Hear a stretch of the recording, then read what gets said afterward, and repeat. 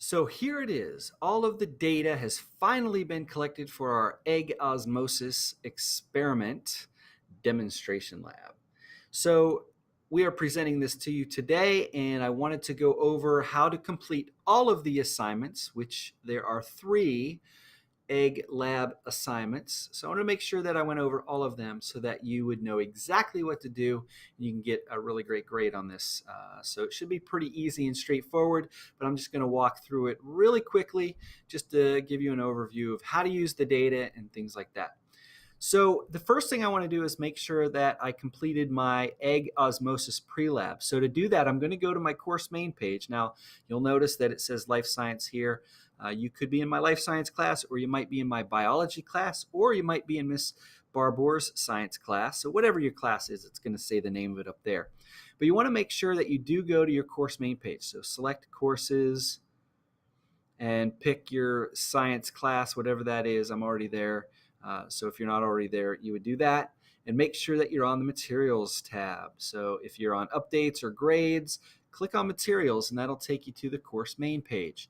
From there, you can scroll down and you'll see that there is a folder called previous weeks. And I'm going to click the little arrow to expand it so I can see what's inside that folder without actually going into it. And I'm going to notice, and I notice that there are folders set up for each week of the school year so far. So I'm going to open up last week's, which is Q1, Week 7, Body Chemistry. For me, it might be something different for you if you're in one of Miss Barbour's classes or in one of my biology classes.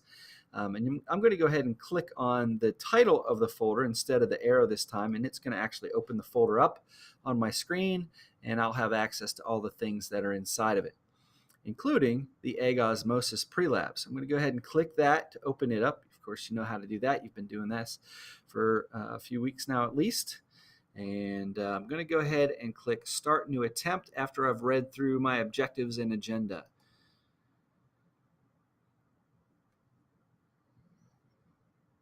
All right, so here comes my new attempt, and this should look exactly like yours. So there are just some questions that it's asking you to answer. So first question, what do you think would happen to a shellless egg if water passed into the egg through the membrane? So you might put an answer. Whatever your answer is, turn blue. That's not the right answer. I'm just typing that in there to make this go quickly. Here's the second question. So I click next. I get to question number 2. What do you think would happen to a shellless egg if water passed out of the membrane? The yolk would burst. This is also not the correct answer. Don't put this down for your answer. Okay, I'm going to go next. And what substance must pass through the shell and membrane in order for the chick to develop correctly? Blood. That may or may not be correct. I'm not going to tell you. Just keep going. What would happen to the developing chick if the egg membrane didn't work correctly? Would drown. I don't know. That's probably not right either. I'm just making stuff up as I go. You want to try to answer these as correctly as you can. All right, so here's the introduction to the Egg Osmosis Lab. There's just some content here for you to read through. Make sure you adhere to the safety notes if you're going to do this experiment at home on your own. Here's the purpose of the lab and the materials that you will need to carry it out if you are, in fact, doing it at home on your own. The hypothesis tells us how to predict. Oh, wait, I'm sorry. Let me restate that. So hypothesis is what we want you to do here. In other words, predict how the egg will respond when it is soaked in vinegar, when it's soaked in sugar water, which we didn't do. We just did plain water, and salt water. So imagine that's plain water, not salt, not sugar water. And then list some liquids that you might think of that you could soak your egg in if you were doing this at home. Whether you're doing it at home or not, you can still come up with some liquids that if you were to do it at home, you could soak your egg in. So things like dish soap, Monster drink, things like that. Milk, whatever. Go to next, and we got the procedure. This is how to do the experiment, and it's multi-steps, and it takes multiple days, as you already know from watching the videos of us doing the demonstration. You might want to do a couple extra eggs in case one breaks on you like it did to us. And I'm going to click finish. One question remains unattempted. Are you sure you want to submit it? I'm going to go ahead and submit it anyway, but make sure you answer all the questions. Okay, so the activity is submitting, and voila, all done. So my pre-lab is done. It shows me here that it's been submitted. It needs to be graded by the teacher. That's why it doesn't give me any points. I'm going to go ahead and go back out to my course main page by clicking on Life Science right here. You would click on the name of your science class, it'll take you back out to the materials page, or you could click on materials right here. Then I'm going to scroll down. I'm going to go to my second day lab, which is the data collection.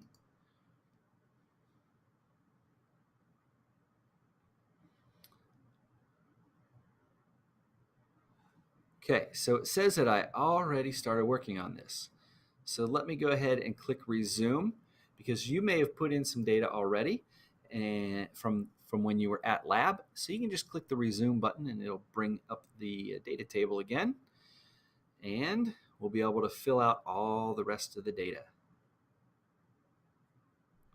Okay, but first we have to answer a couple questions. I guess I answered the first question. Oh, here's the data table. Great. So we want to go back to question 1 or page 1, because that has our data table on it. So looks like we got to fill out all of the data. So I'm going to open up another tab and go back to my life science class, which I have bookmarked. And I'm going to open up the picture that has all of the data on it.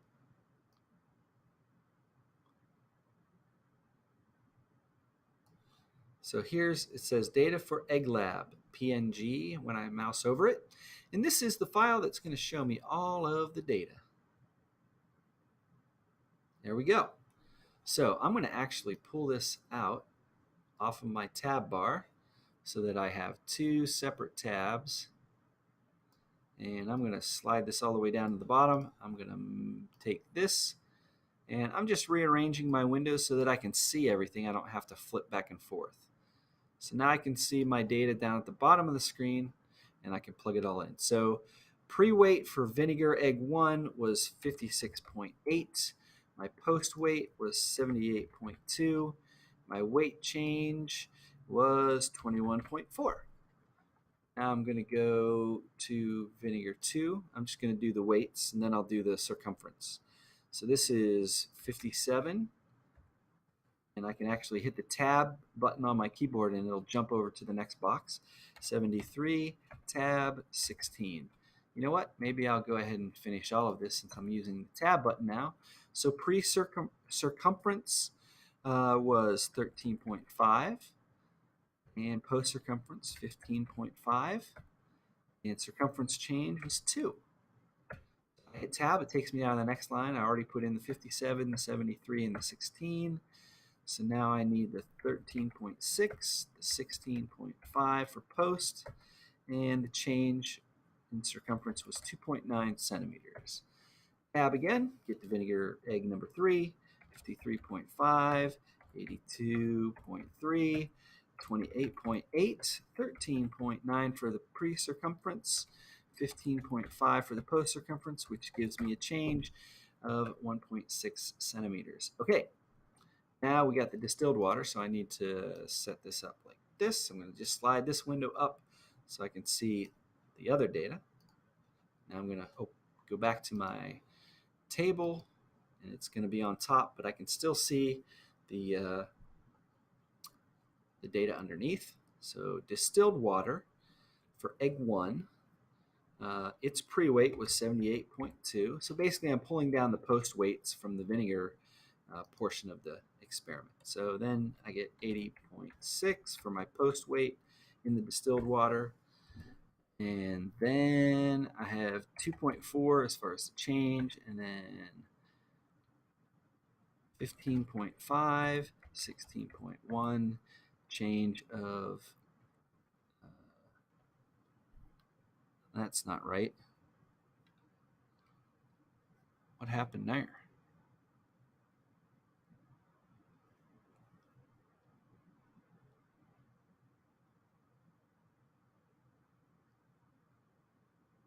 Let's see, pre-circumference should be the same as the post-circumference. Oh, I typed it wrong. That's what happened.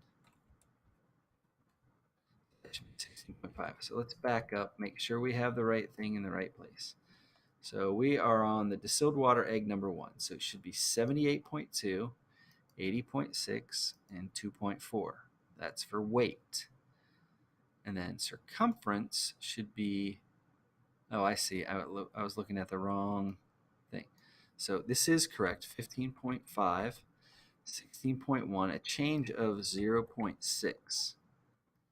Now, let's start back here at salt water, and that is 73, tab, 84.5, tab, 11.5, tab,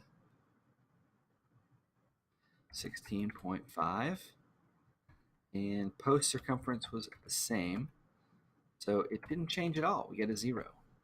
And then our soda, or whatever liquid you used, you can fill in on your own.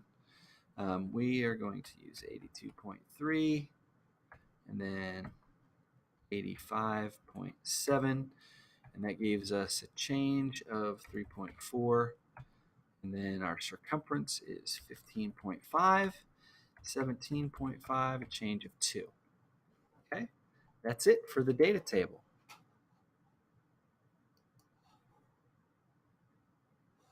Oops. Okay, so I can make my window bigger now. So that's it. I'm going to click next.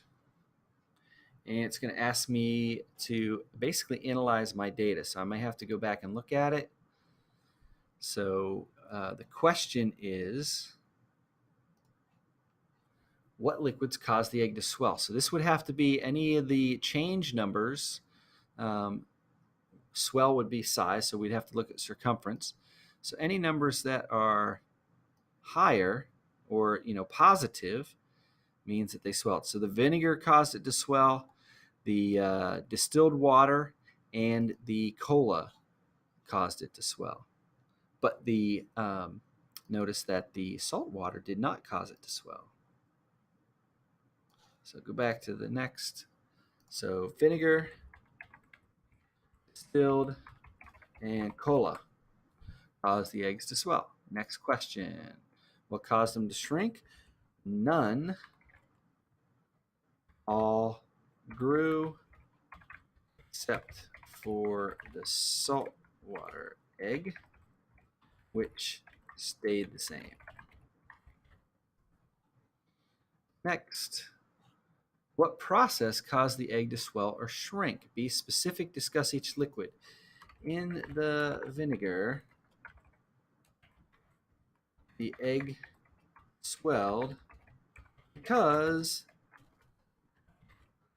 the water had a higher concentration outside of the egg. So therefore, osmosis occurred and water moved from the area of higher concentration to the area of lower concentration inside the egg.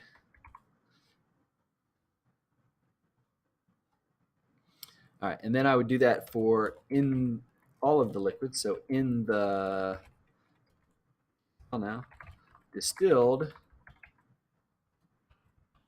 say the same basic thing. Go to next. We will be creating a graph from our data in the next question. Which column will you use to create your graph? You're going to use the change in weight and change in circumference. You could also say mass.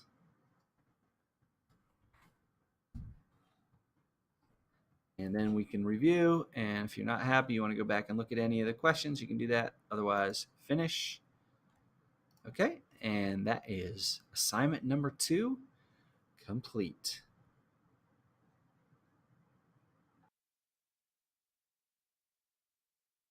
This brings us to our third assignment for the Egg Osmosis Lab. This is the data analysis assignment. And of course, data analysis is where we take the data that we collected from our experiments and analyze it to find out whether or not our data supports our hypothesis or not. So typically what we do with the data is we try to put it into a form that's a little more easy to interpret. In other words, when we look at a table full of numbers, a lot of times that just looks like a table full of numbers. It doesn't really mean much. But when we put it in a visual graph, we can often see much easier any trends that might be in our data, such as growth or shrinkage or anything like that. So what we want to do is go ahead and open up that assignment.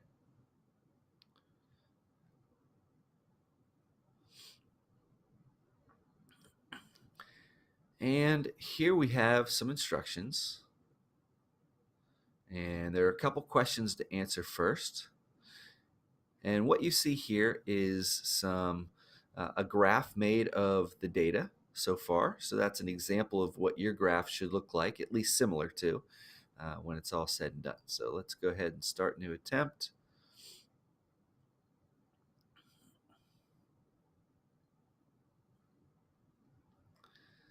Okay.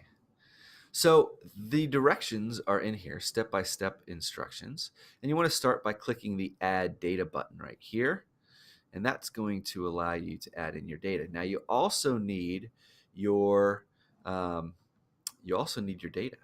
So in order to be able to see the data and our chart at the same time, I'm going to go ahead and drag in the edge of my window. You can do this on Windows or Mac. Then I'm going to open a new tab and drag that out. And then go to my life science class, which I've bookmarked in my bookmarks toolbar up here. Might be a good idea for you to do that if you haven't already. And I'm going to scroll down to where I can see the lab data for Egg Lab. I'm going to pop that open. Okay, so there's all my data. Now, really, we're not going to be as concerned with the vinegar because the vinegar was really just to get the shell off the egg. So that's kind of what that is. So we're going to click on our Osmosis data analysis page here. And now you can see I can view my data at the same time as I'm putting in my graph. So it's asking for weight change, as you can see. So I've set that up for you in advance. So we're going to actually put in the weight change. So for egg 1,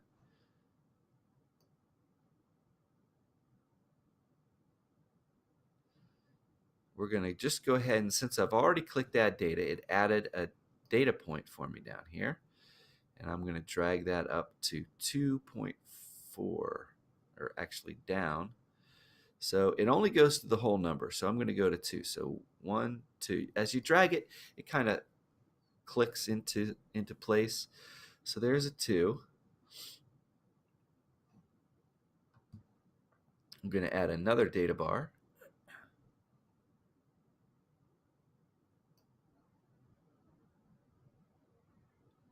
Well, yeah, so I'm going to go ahead and click add data.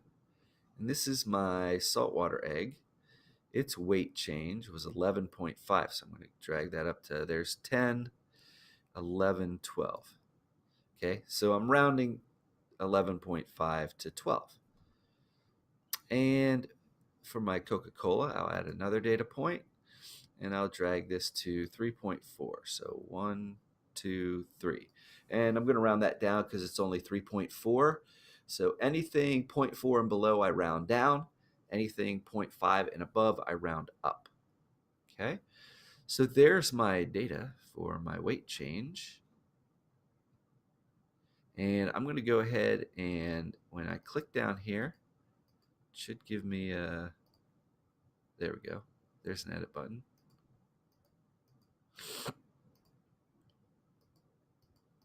I can't get the edit button, so I'm going to drag this up a little bit so I can click on it. Now I get my little pencil button, and I can click on that.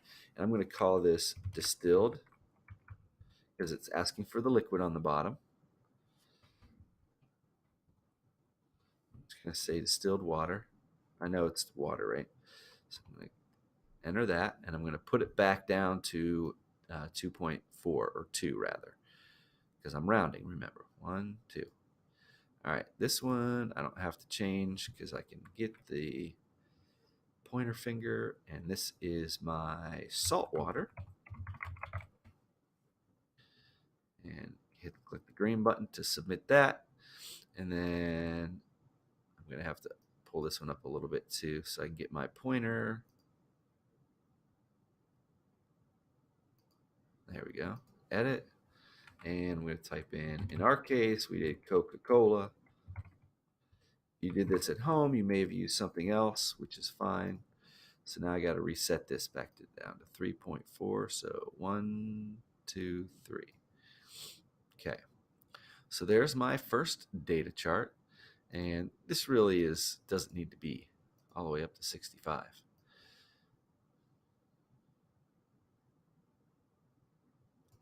But that's okay. All right, we'll go next. So if I open my window up, you can see I can go to next. Okay. Here's the next one. And this is going to be basically done the exact same way, except now we're going to do the size change. So I'm scrolling over to where I can see my size change or circumference change. I'm going to add data. And the first one is, I'm going to go ahead and just put my distilled in right away. This time, doesn't matter what order you do them in. And the change is 0.6, so I'm actually going to leave it all the way down there.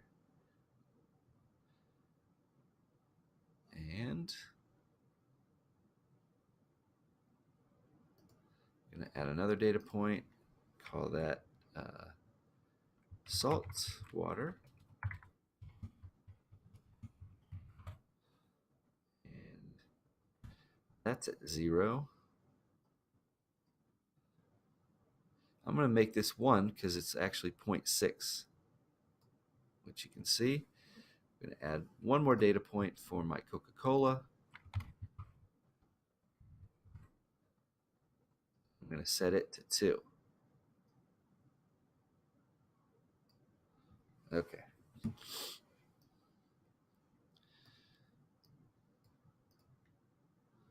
All right, so then it's going to ask you some questions about your graph. What type of graph should you use to represent your data? Should you use a line chart, a pie chart, a histogram, or a bar chart? Okay, I'm going to let you answer that. And if you're not sure what each of these are, you can do a little research and find out. And the last question is asking you what the independent variable is and what axis that variable is placed on. So you might need to do a little research on that too if you don't remember from when we were talking about variables earlier this year. All right.